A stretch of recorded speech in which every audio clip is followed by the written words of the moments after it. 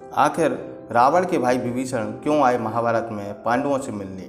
महाभारत के युद्ध में आखिर विभीषण ने किसका साथ दिया था? हिंदू धर्म ग्रंथों में हमें कुछ चिरंजीवियों का वर्णन मिलता है जिन्हें ईश्वर द्वारा अमरता का वरदान मिला है। ये चिरंजीवी कलयुग के अंत तक जीवित रहेंगे और अंत में श्री हरि विष्णु के 10वें अवतार यानी कि कल्कि अवतार के दर्शन करेंगे। हनुमान जी और परशुराम की तरह ही विभीषण की गिनती भी इन्हीं चिरंजीवियों में होती है। इन्हीं की तरह विभीषण आज भी जिंदा हैं, जिन्हें आज भी श्रीलंका की गुफा में देखे जाने का दावा कई सारे लोग कर चुके हैं। वहीं द्वापर युग में भी विभीषण के होने के संकेत मिलते हैं। तो एक सवाल उठता है कि आखिर क्या थी महाभारत में विभीषण की भूमिका? कहानी शुरू करने से पहले जो दर्शक हमसे नए जुड़े हैं वो चैनल को सब्सक्राइब कर लें तथा बेल आइकन को दबा दें। तो चलिए शुरू करते हैं आज की कहानी। महाभारत में जब विभीषण ने श्री कृष्ण को देखा तो उनकी क्या प्रतिक्रिया थी?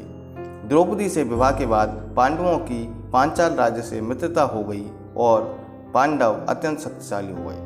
बाद में जब कौरवों को पता चला कि पांडव लाक्षागृह से बच निकले हैं और उन्होंने द्रौपदी से विवाह कर लिया है, तब हस्तिनापुर के महाराजा धृतराष्ट्र ने उन्हें बुलावा भेजा। लेकिन पुत्र मोह के कारण धृतराष्ट्र एक और उलझन में फंस गए।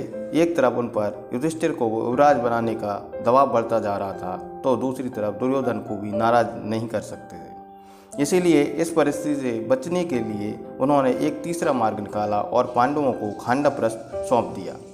इसके बाद पांडवों की असली चुनौती शुरू हुई, क्योंकि खांडवप्रस्थ कोई साधारण स्थान नहीं था, बल्कि एक भयानक जंगल था जहाँ पर कई भयानक जंगली जानवर रहते थे। साथ ही कई सारे नाग भी रहते थे, जहाँ किसी भी साधारण प्राणी का रहना लगभग असंभव था। ऐसे में सभी पांडवों ने मिलकर तक्षक नाग को हराया और उसके बाद इंद्र को भी पराजित किया। तब सभी पांडवों ने भगवान श्री कृष्ण की सहायता से मायासुर का सहारा लेकर उस शहर का सौंदर्यीकरण किया। उसके बाद वह शहर एक दिव्य स्वर्ण शहर के रूप में सबके सामने आया। उस स्थान का नाम रखा गया इंद्रप्रस्थ।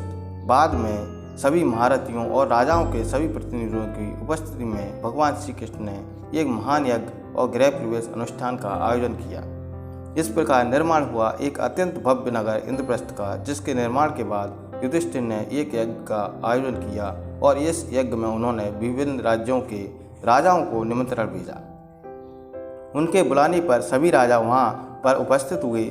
महाभारत के कुछ संस्करणों के मुताबिक एकलव्य भी युधिष्ठिर के यहाँ हुए इस यज्ञ में शामिल हुए थे, क्योंकि वह भी श्रृंगवीरपुर के राजा थे।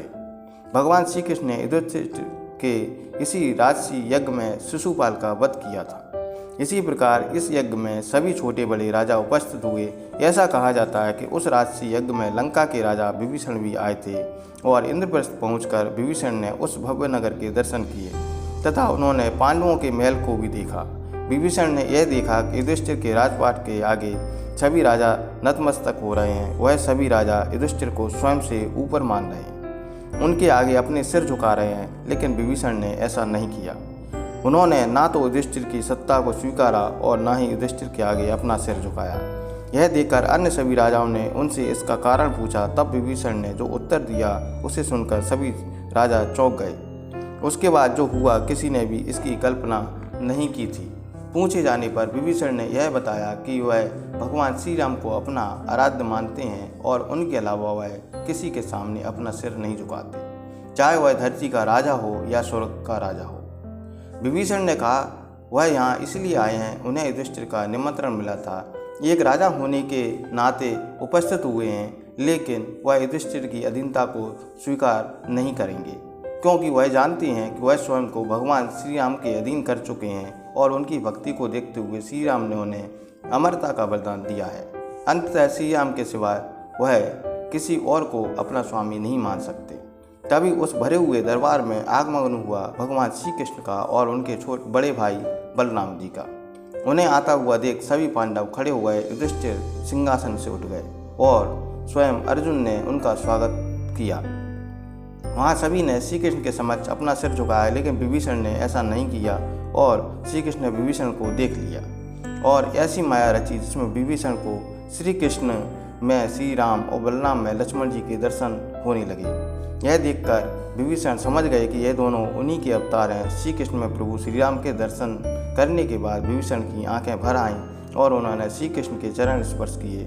विभीषण समझ गए कि यह प्रभु की ही लीला है और वह उनका आशीर्वाद लेकर वापस लौट गए।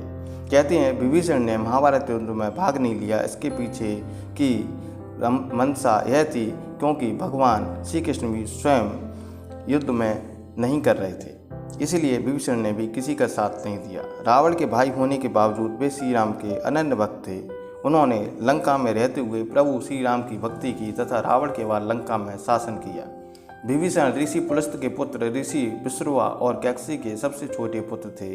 राक्षसी जाति का होने के बावजूद भी वह बलि और प्रहलाद की तरह हरि भक्त थे। उनका व्यवहार राक्षसों जैसा नहीं था। उन्होंने अपने बड़े भाइयों के साथ ब्रह्मा जी की तपस्या की थी और वह एक बड़े राम भक्त थे। राक्षस नगरी लंका में रहने के बावजूद वह प्रभु श्री राम के परम भक्त थे। पिता से मिले गुणों के कारण ही वे पराई स्त्री को सम्मान की दृष्टि से देखते थे।